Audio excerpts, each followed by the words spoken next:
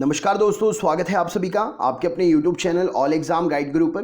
दोस्तों, इस वीडियो में मैं आपके लिए एक ही वीडियो में 100 जीके जीएस के क्वेश्चंस लेकर आया हूं जो पिछले 20-25 सालों से लगातार एग्जाम में पूछे जा रहे हैं। इनको पढ़ लीजिए क्योंकि ये प्रश्न आने वाले एग्जाम में भी 100% पूछे जाएंगे।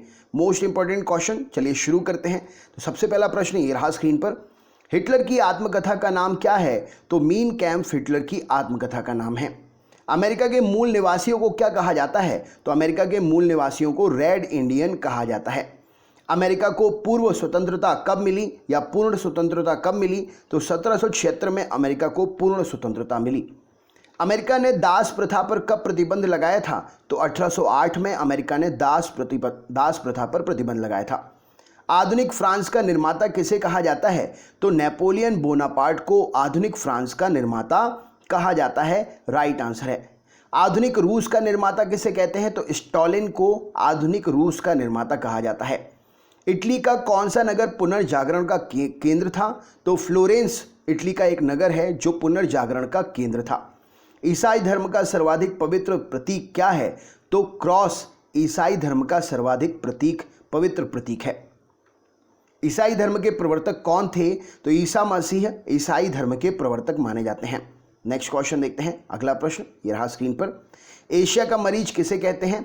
देखिए यहां पर एशिया का मरीज कहा जा रहा है, तो एशिया का मरीज चीन है। अभी कानून की आत्मा की रचना किसने की? तो कानून की आत्मा की रचना मॉन्टेस्क्यू ने की थी। नेक्स्ट क्वेश्चन देखते हैं, कार्ल मार्क्स कहां का निवासी था? तो कार्ल मार्क्स जर्मनी का निवासी था। चीन का राष्ट्रपिता किसे कहते हैं? तो सन यात सेन को चीन का राष्ट्रपिता कहते हैं। अगला प्रश्न देखते हैं। नेक्स्ट क्वेश्चन ये रहा स्क्रीन पर, चीन की सभ्यता को किस नाम से जाना जाता है? तो पीली नदी घाटी सभ्यता के नाम से चीन की सभ्यता को जाना जाता है। चीन के बॉक्सर आंदोलन का नेता कौन था? तो हैंग विंग चीन के बॉक्सर आंदोलन का नेता था। चीनी क्रांति का नेता कौन था? तो सन यात सेन, जिसे चीन का राष्ट्रपिता कहते हैं, वो चीनी क्रांति का नेता था। जर्मनी के आर्थिक राष्ट्रवाद का पिता किसे माना जाता है? तो जर्मनी के आर्थिक राष्ट्रवाद का पिता फ्रेडरिक लिस्ट को माना जाता है। जापान को किस नाम से संबोधित किया जाता था? तो जापान को पीत आतंक के नाम से संबोधित किया जाता था। जापान ने रूस को कब हराया था? तो 1905 में जापान ने रूस को हराया था। जापान में आधुनिकरण की प्रक्रिया की शुरुआत किसने की थी? तो मुत्सुहितो ने जापान में आधुनिकरण की प्रक्रिया की शुरुआत की थी। डिवाइन कॉमेडी किसकी रचना है? तो दांते की रचना है डिवाइन कॉमेडी। तुर्की धर्मनिरपेक्ष राज्य कब बना? तो 1924 में तुर्की धर्मनिरपेक्ष राज्य बना। तुर्की में ग्रिगोरियन कैलेंडर का प्रचलन कब से शुरू हुआ? तो तुर्की में ग्रिगोरियन कैलेंडर का प्रचलन 26 दिसंबर 1925 से शुरू हुआ। द लास्ट जजमेंट और द फॉल ऑफ मैन किसकी रचना है? तो द लास्ट जजमेंट और the fall of man Michael Angelo की रचना है। दुनिया के मजदूर एक हों ये नारा किसने दिया था? तो कार्ल मार्क्स ने दुनिया के मजदूर एक हों ये नारा दिया था। द्वितीय युद्ध के दौरान जापान के किन नगरों पर परमाणु बम गिराए गए थे? तो हिरोशिमा और नागासाकी पर द्वितीय युद्ध के दौरान जापान के इन दो नगरों पर परमाणु बम गिराए गए थे। द्वितीय विश्व युद्ध कब हुआ था? तो 1939 से 45 के मध्य में द्वितीय विश्व युद्ध हुआ था। द्वितीय विश्व युद्ध में जर्मनी का पराजय का श्रेय किसे दिया जाता है? तो द्वितीय युद्ध में जर्मनी की पराजय का श्रेय रूस को जाता है। धर्म सुधार आंदोलन का जनक किसे कहा जाता था या कहा जाता है? तो धर्म सुधार आंदोलन का जनक मार्टिन लूथर किंग, जो कि जर्मनी से थे, उन्हें कहा जाता है। नाजीवाद का जनक कौन था? तो नाजीवाद का जनक हिटलर था।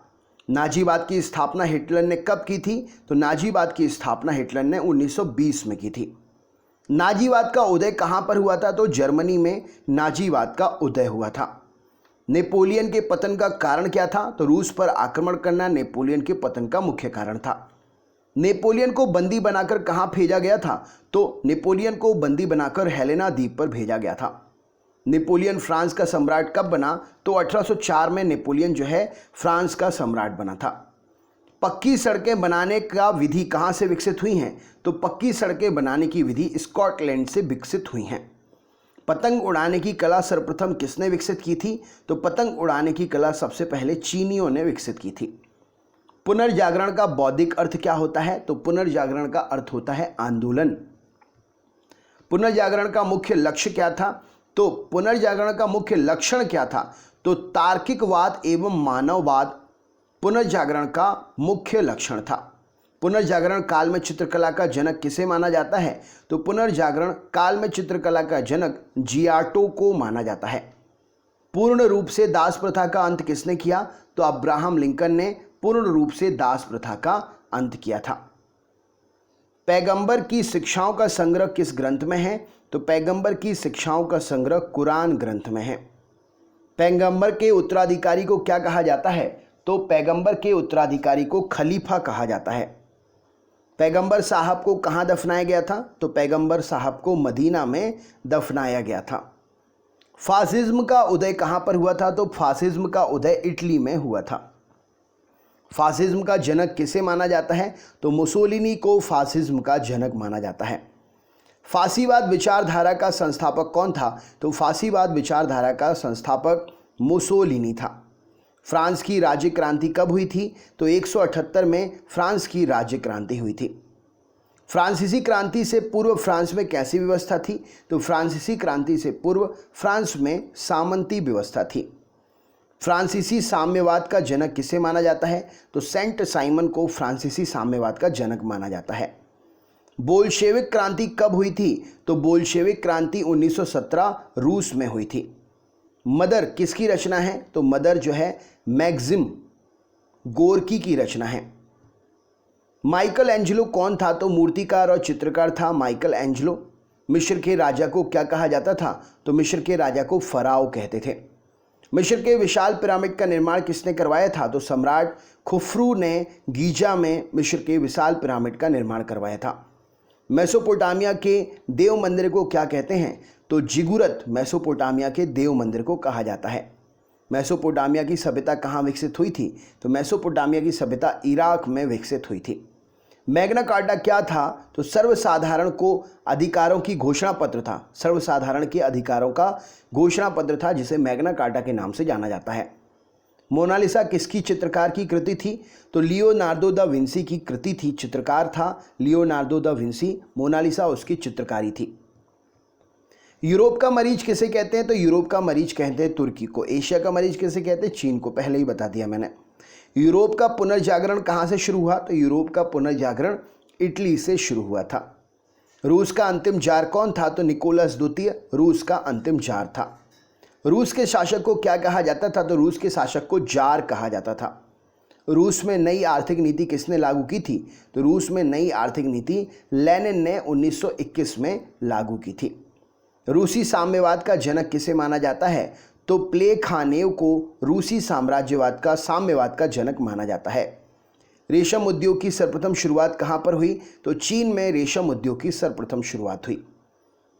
लेटर्स ऑन इंग्लिश किसकी रचना है? तो लेटर्स ऑन इंग्लिश वॉल्टेयर की रचना है। वाटरलू का युद्ध किन किन के बीच लड़ा गया था? तो नेपोलियन और मिस्र राष्ट्रों के बीच में 1815 ईस्वी में वाटरलू का युद्ध लड़ा गया था। विश्व में सर्वप्रथम सिक्का व कागजी मुद्रा का प्रचलन कहाँ पर हुआ? तो विश्व में सबसे पहले सिक्का और कागजी मुद्रा का प्रचलन चीन में हुआ था। वैज्ञानिक समाजवाद का संस्थापक कौन था? तो वैज्ञानिक समाजवाद का संस्थापक कार्ल मार्क्स था। बोल्शेविक क्रांति के जनक, बोल्शेविक क्रांति के नेता कौन थे? तो लेनिन बोल्शेविक क्रांति के नेता थे। सबसे पहले धर्मनिरपेक्ष राज्य की स्थापना कहाँ पर हुई? तो सबसे पहले धर्मनिरपेक्ष राज्य अमेरिका में स्थापित हुआ। समुद्री मार्ग से संपूर्ण विश्व का चक्कर लगाने वाला व्यक्ति कौन था? तो मैगलन समुद्री मार्ग से संपूर्ण विश्व का चक्कर लगाने वाला व्यक्ति था। सर्वप्रथम औद्योगिक क्रांति कहाँ आई? तो सर्वप्रथम औद्योगिक क्रांति इंग्लैंड में आई। सर्वप्रथम राष्ट्रवाद कहाँ विकसित हुआ था? तो सर्वप्रथम राष्ट्रवाद फ्रांस में विकसित हुआ था। शीशे का सर्वप्रथम प्रयोग कहाँ पर हुआ था? तो मेसोपोटामिया में शीशे का सबसे पहले प्रयोग हुआ था। 100 चूहों की अपेक्षा एक सिंह का शासन उत्तम है, ये कथन किसका है? तो 100 चूहों की अपेक्षा एक सिंह का शासन उत्तम है, वॉल्टेयर का कथन है ये। सौर पांचांग किस देश की देन है? तो सौर पांचांग मिस्र देश की देन है। हजरत मोहम्मद के बचपन का नाम क्या था? तो हजरत मोहम्मद के बचपन का नाम अमीन था। 24 सितंबर 622 को हजरत मोहम्मद के मक्का से मदीना की यात्रा को किस नाम से जाना जाता है? तो 24 सितंबर 622 को हजरत मोहम्मद के मक्का से मदीना की यात्रा को हिजरी संवत या मुस्लिम संवत के नाम से जाना जाता है। किसको स्वामी विवेकानंद जी ने शेरनी, रविंद्रनाथ टैगोर जी ने लोकमाता, अरविंद घोष ने अग्निशिखा कहा था? तो ये सारे कथन मार्गरेट नोबल सिस्टर निवेदिता के लिए थे। विभाजन करो और जाओ, डिवाइन एंड क्विट का नारा किसने दिया था? तो मुस्लिम लीग ने 1943 के कराची अधिवेशन में डिवाइन एंड क्विट, विभाजन करो और जाओ का नारा दिया था। स्वतंत्रता प्राप्ति के समय भारतीय राष्ट्रीय कांग्रेस के अध्यक्ष कौन थे? तो आचार्य JB कृपलानी स्वतंत्रता प्राप्ति के समय भारतीय राष्ट्रीय कांग्रेस के अध्यक्ष थे।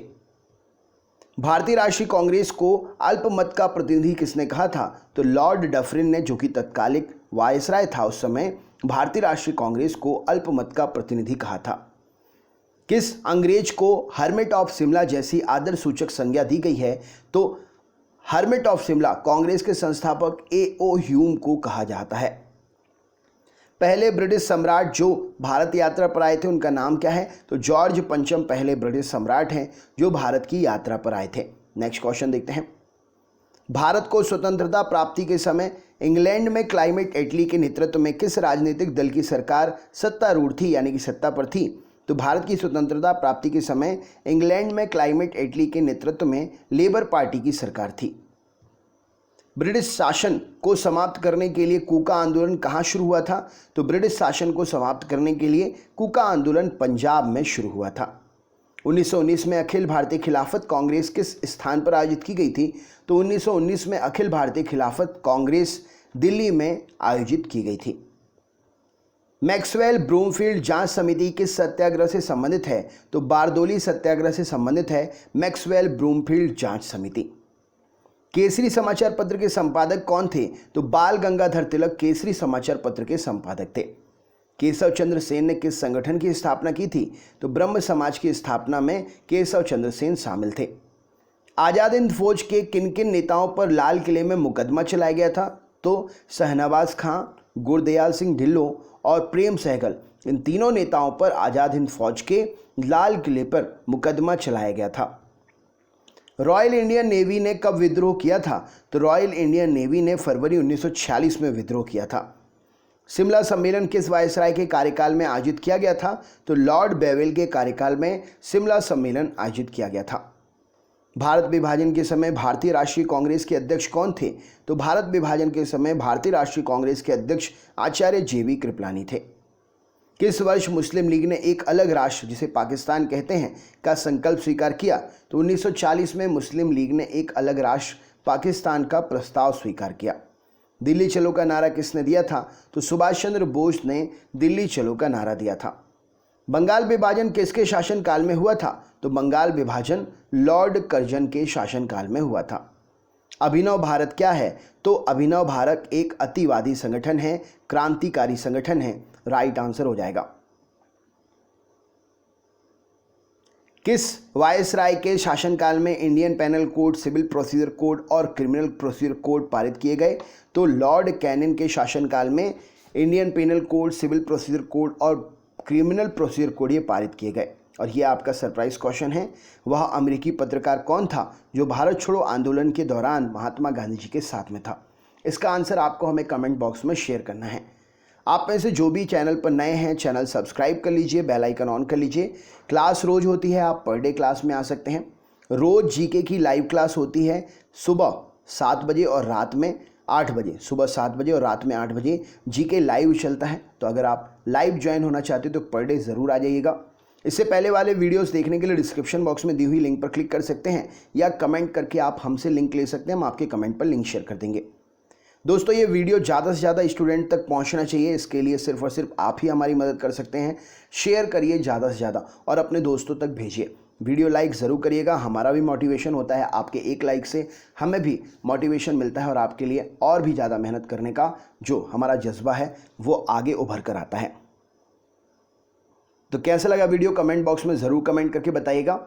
मिलते हैं नेक्स्ट वीडियो में। आपका जल्दी से सिलेक्शन हो जाए, यही शुभकामना है। इसीलिए हम आपके लिए भी मेहनत करते रहते हैं और आप भी लाइक, शेयर एंड सब्सक्राइब करते हुए हमारे लिए भी अपना एक समय ज़रूर दें। मिलते हैं नेक्स्ट वीडियो में। बहुत बहुत धन्यवाद। आपका दिन शुभ हो। नमस्कार।